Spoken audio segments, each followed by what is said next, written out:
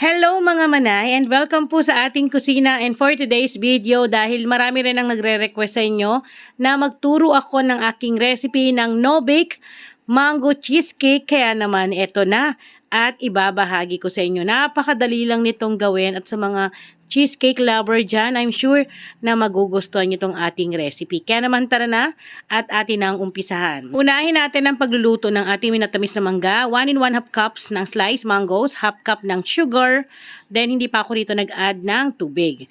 Haluin lang natin at hayaan natin to na mag-simmer. Then proceed naman tayo sa paggawa ng ating slurry o pampalapot nito. So dito kailangan lang natin ng 2 tablespoon ng cornstarch at tutunawin natin sa 1/4 cup ng tubig. Haluin natin ng maigi para po ma-assure na matunaw yung ating cornstarch para maiwasan yung may buo-buo.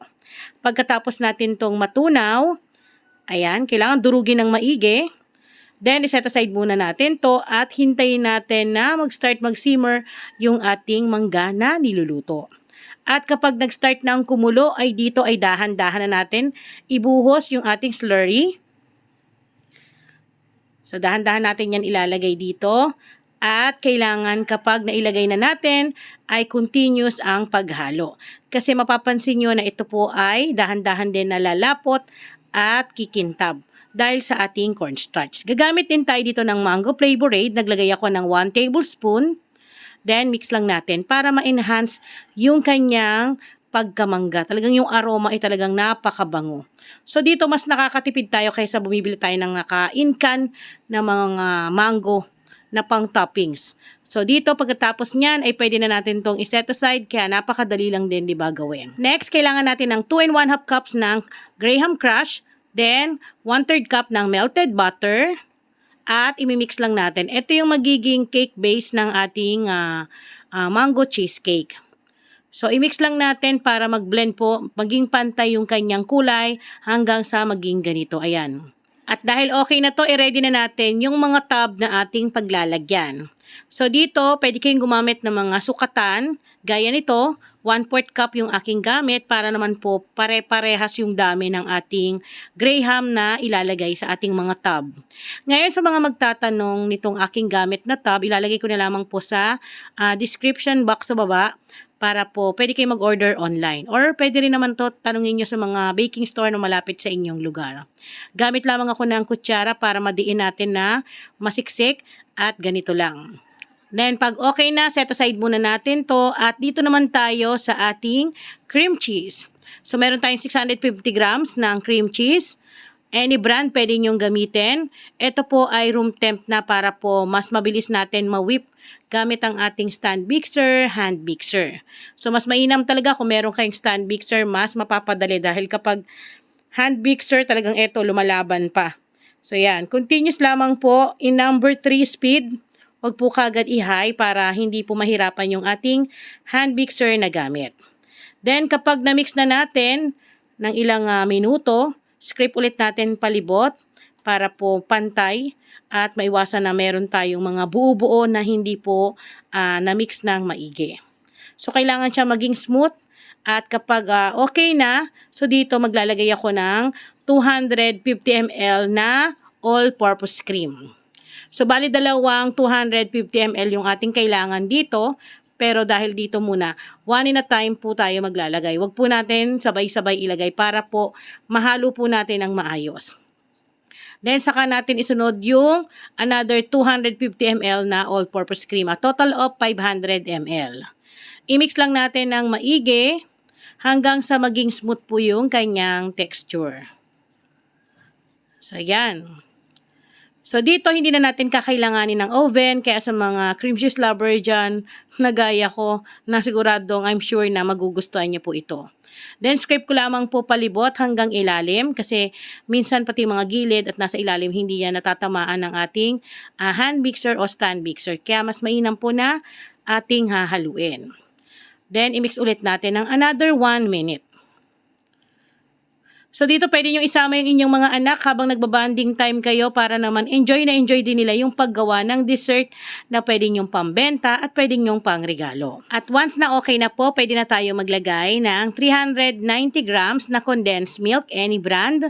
Ito yung magbibigay tamis, pero pwede nyo yan bawasan, pwede nyong dagdagan, depende po yan sa timpla na nais ninyo. Kasi may tao na gusto sobrang tamis, meron naman na yung sakto lang. So, kayo po yung masusunod. Pwede nyo yan i-adjust. Bali dito ay imimix ko lang to ng ilang segundo.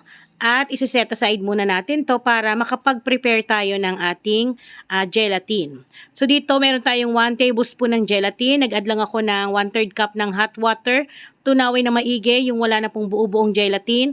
Then hayaan lang po natin na lumamig ng bahagya bago natin ibuhos sa ating cream cheese. Then once na okay na, maligamgam na, dahan-dahan po natin yan ibuhos. Huwag nyong papalamigin ng tuluyan kasi titigas po ulit yan. Kaya kailangan yung maligamgam. Saka nyo siya ibubuhos dahan-dahan. So ito yung magiging base para maging firm o bumuo yung ating cream cheese na hindi naman totaling parang gulaman na matigas. Andun pa rin yung smooth na parang kang kumakain ng, alam mo yon, yung nagme-melt sa bibig. At dahil okay na tong ating cream cheese, so pwede na tayo maglagay sa ating mga tab. Bali dito gumamit po kayo ng mga sukatan, lalo na kung pambenta. So bawat tab po, naglalagay ako ng 1 cup ng mixture ng ating cream cheese.